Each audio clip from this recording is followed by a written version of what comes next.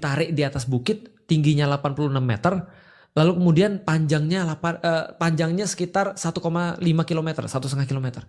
Apa kata prajuritnya? Gak mungkin, mustahil ini, gak mungkin. Tahu apa kata Muhammad Al-Fatih?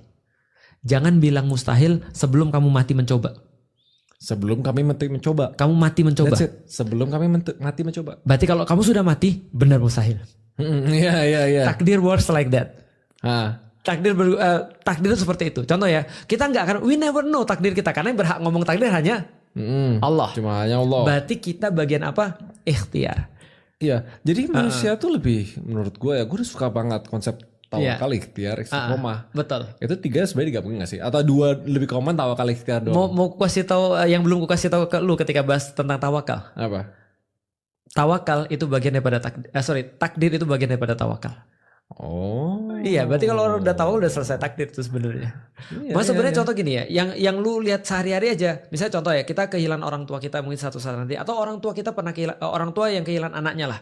Dia kan benar-benar grieving kan ya. Tapi ketika dia bisa, orang-orang yang ada di Marijoa, yang kemarin dibombardir itu, ketika anaknya meninggal dia bilang gini, ya Allah, aku memahami ini takdirmu, buat hatiku menjadi tenang dan buat lidahku untuk mengucapkan sesuatu yang kau ridho. Itu berarti takdir. Nah itu membantu mereka banget kan. Nah termasuk kemudian ketika kita dilahirkan sebagai orang yang tadi berkulit putih, sipit, kita tahu takdir kita seperti apa. Ada orang dilahirkan kemudian cacat misalnya, dia kemudian ridho pada takdir. Anak autis itu takdir. Menerima sesuatu yang tidak bisa diubah misalnya. Betul. Karena banyak orang loh yang kayak kehilangan.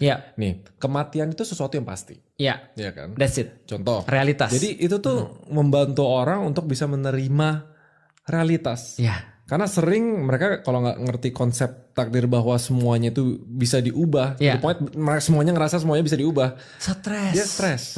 Gimana cara balikin? Bisa menerima sesuatu yang padahal udah jadi takdirnya. Hasilnya Bruce Wayne.